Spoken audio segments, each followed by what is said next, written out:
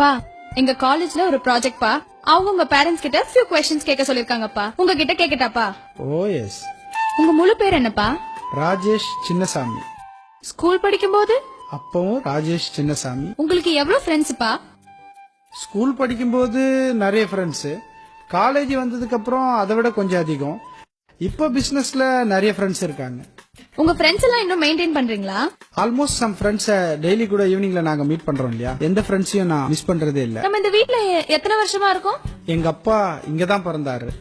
மொத்தம் 3 ஜெனரேஷனா இந்த ஒரே வீட்ல தான் இருக்கோம். உங்க ஹெல்த் கரெக்டா மெயின்டைன் பண்றீங்களாப்பா? அப்பா ரொம்ப health conscious. Daily 1 hour either walking or yoga or shuttle, 3ல ஏதாவது ஒன்னு டெய்லி பண்ணிடுவோம்.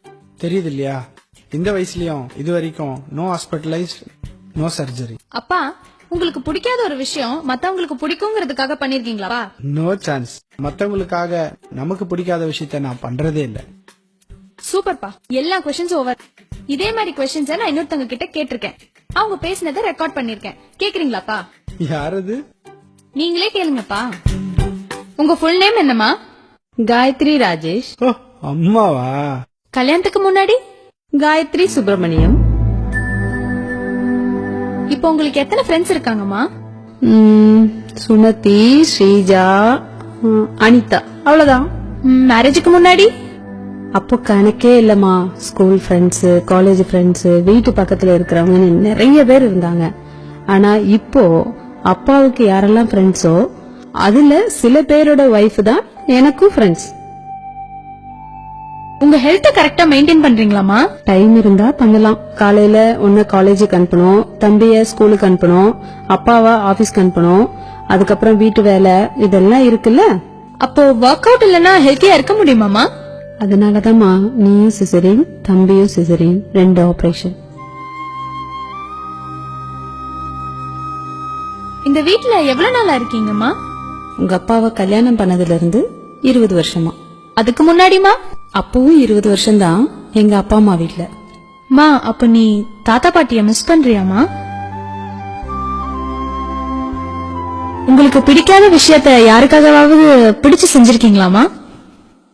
மேரேஜுக்கு முன்னாடி நான் வெஜிடேரியன். ஸ்கூல்ல ஃப்ரெண்ட்ஸ் நான்வெஜ் கொண்டு வந்தா கூட தள்ளி போயிடுவேன். பார்க்கவும் பிடிக்காது, தொடவும் மாட்டேன். ஆனா இப்போ உங்க அப்பாக்காக நான்வெஜ் சமைக்கிறேன்.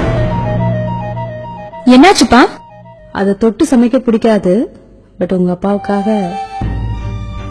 அதை தொட்டு சமைக்க பிடிக்காது, பட் உங்க அப்பாவுக்காக. அவள்தான் நமக்கு உலகம். அவளோ தன் தாய் வீட்டின் கதவு தட்டும் ஓசையை கூட பள்ளி சத்தத்தில் தான் உணர்கிறாள். அவள் வாழ்ந்த வீட்டுக்கும் வாழ்க்கைப்பட்ட வீட்டுக்கும் இடையில் மழை, வெயில், காற்று, வானம், பூமி, பறவை, கனவுகள், தோழிகள், குலதெய்வமும் கூட மாறித்தான் போய்விட்டன. அவளது ஒரு கண்ணில் சூரியன், ஒரு கண்ணில் நிலவு, 2 விழிகளையும் மூடி அவள் உறங்கியதே இல்லை.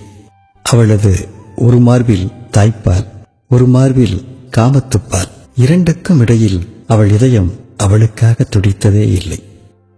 அவளது பெயரில் பாதி இப்போது கணவனுடையது. அவளது உயிரில் பாதி இப்போது குழந்தைகளுடையது. அவளின்றி அசையாது ஓரணுவும். ஒரு நிமிடமாவது அவளுக்காக துடிக்கட்டும் நம் இதயம்.